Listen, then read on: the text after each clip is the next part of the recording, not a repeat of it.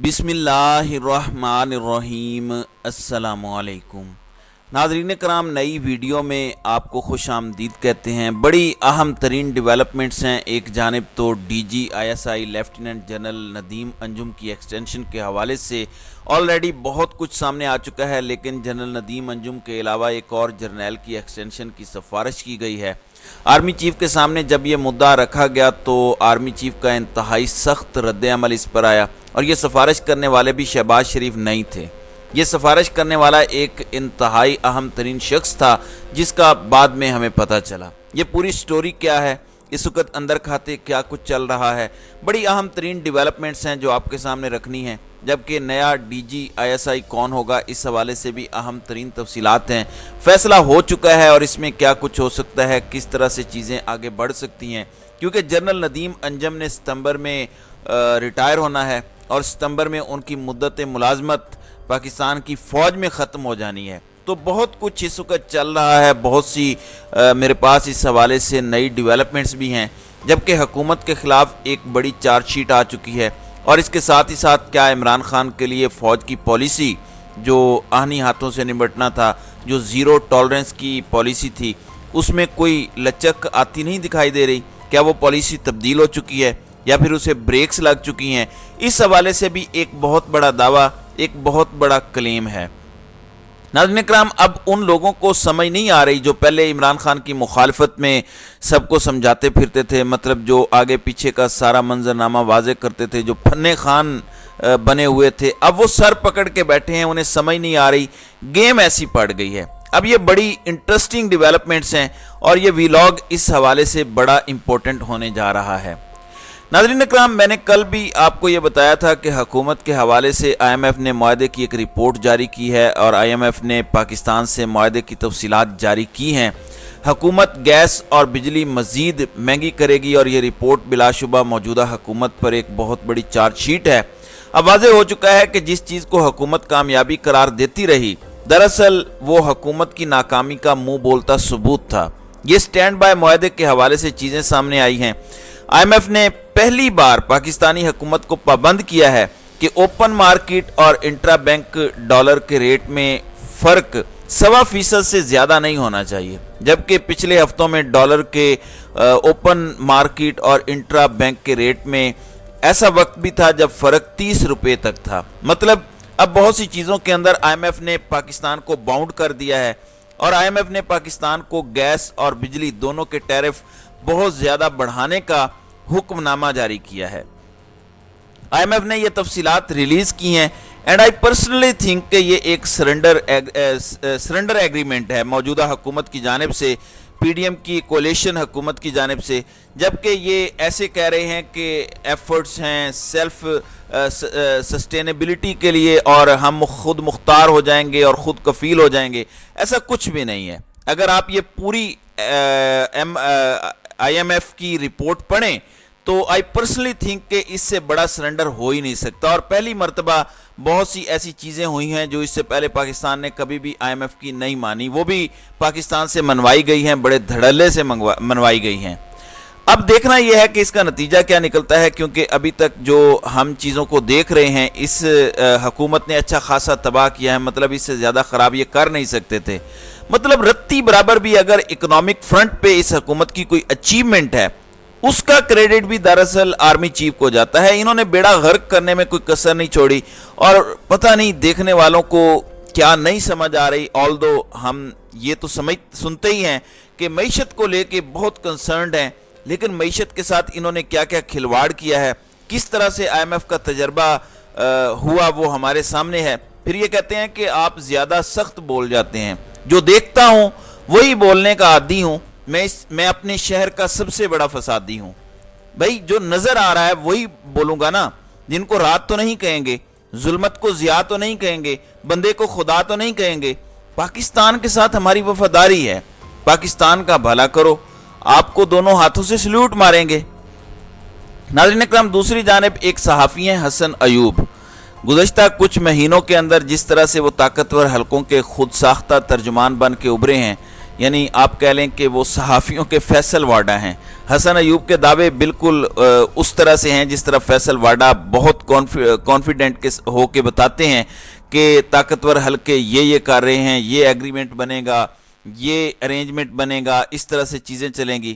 اب حسن ایوب کہتے ہیں کہ ہمیں بتایا گیا تھا کہ 17 جولائی سے پہلے عمران خان گرفتار ہو جائیں گے، لیکن چیزیں سلو ہو چکی ہیں، سمجھ نہیں آ رہا کہ ایسا کیوں ہے اور اصل میں ہو کیا رہا ہے۔ مطلب یہ پہلی دفعہ ہے، اس سے شاید ان چیزوں کو تقویت مل رہی ہے کہ ایک تو طاقتور حلقوں کے ساتھ حکومت کے اپنے معاملات کچھ چیزوں پر خراب ہو چکے ہیں، وہیں عمران خان کے حوالے سے کچھ چیزوں میں بریک لگائی گئی ہے، جس طرح سے ہم بتاتے رہے ہیں آپ کو کہ عمران خان کی گرفتاری کے پلان کو بریک لگوائی گئی۔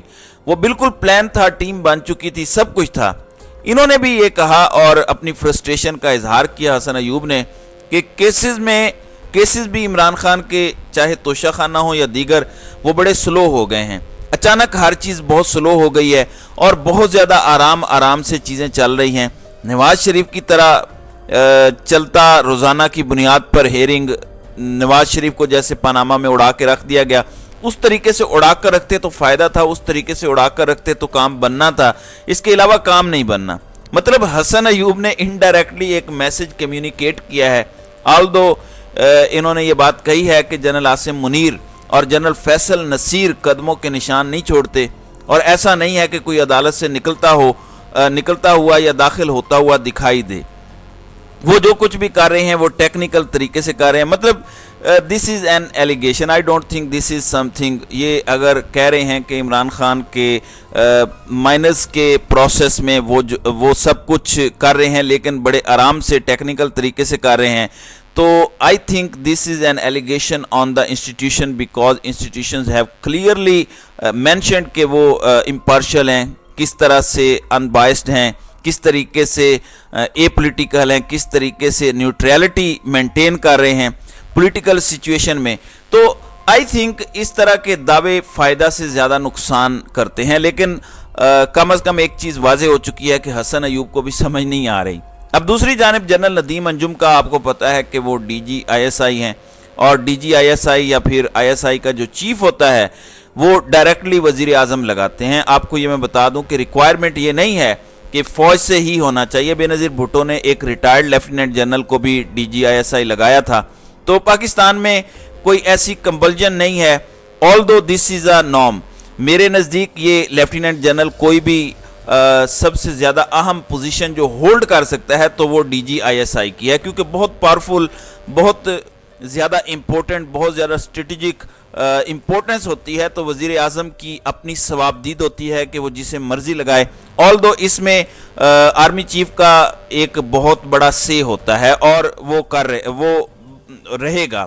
جنرل ندیم انجم اب ستمبر میں ریٹائر ہو رہے ہیں، ان کے حوالے سے یہ بات سامنے آ رہی ہے کہ حکومت نے باضابطہ طور پر آفیشلی آرمی چیف کو لکھ دیا ہے کہ ہم جنرل ندیم انجم کو ایکسٹینشن دینا چاہتے ہیں۔ یہ کوئی اتنی بڑی بات نہیں ہے، کیونکہ ایکسٹینشنز پہلے بھی ملتی رہی ہیں۔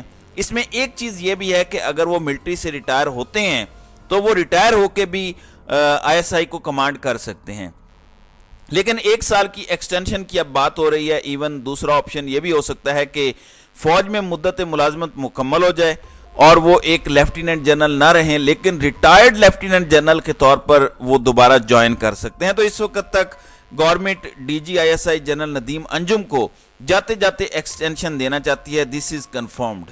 اب آرمی چیف اس پر کیا کرتے ہیں وہ ابھی تک کسی کو نہیں پتا۔ اب اس حوالے سے چیزیں رپورٹ ہو رہی ہیں اور مین سٹریم جو ڈیجیٹل میڈیا ہے اس پر بھی رپورٹ ہو رہا ہے۔ معظم فخر نے بھی یہ دعویٰ کیا ہے کہ آرمی چیف کے پاس جنرل ندیم انجم کے حوالے سے تو وزیر اعظم نے بھیجا ہوا ہے کہ انہیں ایکسٹینشن دی جائے۔ ایک اور جرنیل کی سفارش، ایک اور لیفٹیننٹ جنرل جنہوں نے ستمبر میں ریٹائر ہونا ہے، ان کی ایکسٹینشن کی سفارش بھی آرمی چیف سے کی گئی ہے۔ ان کی ایکسٹینشن کی سفارش آرمی چیف کے لیے بہت زیادہ حیران کن تھی۔ آرمی چیف حیرت زدہ رہ گئے، کیونکہ دیکھیں آئی ایس آئی کا معاملہ تو وزیر اعظم کی ڈومین ہے، یہ تو کلیئرلی مداخلت ہے آرمی چیف کے معاملات کے اندر۔ ایک نیا پریسیڈنٹ، یہ وہی چیز ہے، عالی شریف کا مشہور ہے کہ وہ پاکستان کی آرمی کو بھی اپنی مرضی سے چلانا چاہتے ہیں، اسے پنجاب پولیس بنانا چاہتے ہیں۔ تو آرمی چیف نے اس پر اچھا خاصا مائنڈ کیا کہ آپ مجھے ڈکٹیٹ کر رہے ہیں کہ میں اپنے ادارے کو کیسے چلاؤں اور کسے ایکسٹینشن دوں۔ بندہ کون تھا؟ बंदा था इसहाक डार, नवाज शरीफ का समधी। अब ये पता नहीं क्या गेम कर रहे थे, क्योंकि जब ये बात चीफ साहब की तरफ से कम्युनिकेट की गई शहबाज शरीफ को, तो शहबाज शरीफ को नहीं पता था। एक मीटिंग में जब चीफ साहब ने डार साहब चीफ साहब ने कहा कि डार साहब भी एक एक्सटेंशन मांगने आए हैं, किसी की सिफारिश करने आए हैं, अगरचे आर्मी चीफ ने उनकी बोलती बंद करा दी, तो शहबाज शरीफ के हवाले से ये चीज़ सामने आई कि शहबाज शरीफ ने कहा कि मुझे तो नहीं पता। उसके बाद उन्होंने ये भी कहा कि वड्डे भाइन मैनू कह देंदे, मैं भी तो तुहानू कह देना सी। तो अब वड्डे भाइन क्योंकि इनके समधी हैं, यानी एक शहबाज फैमिली है और एक नवाज फैमिली, तो इसहाक डार जो हैं वो नवाज फैमिली में काउंट होते हैं। तो अब ये अंदर खाते भी कुछ गेमें पड़ रही हैं। मैं जनरल साहब का नाम नहीं लूँगा जिनके हवाले से ये दावा सामने आ रहा है कि उनको एक्सटेंशन दी जाए। बहुत से सवालात इससे भी खड़े होते हैं कि ये जो दूसरी एक्सटेंशन मांगी गई है और शहबाज शरीफ को भी नहीं पता और इसहाक डार को पता है, और अब अगर नवाज शरीफ को भी नहीं पता तो या तो इसहाक डार अपनी कोई गेम डाल रहे हैं या फिर नवाज शरीफ शहबाज शरीफ के साथ कोई गेम करने जा रहे हैं। बस सब माया है, ये ऐसे ही लोग हैं, ये एक दूसरे पर ट्रस्ट नहीं करते। तो नाज़रीन इकराम, आपकी इस वीडियो के हवाले से क्या राय है? आप अपनी राय का इजहार कमेंट सेक्शन में ज़रूर कीजिएगा।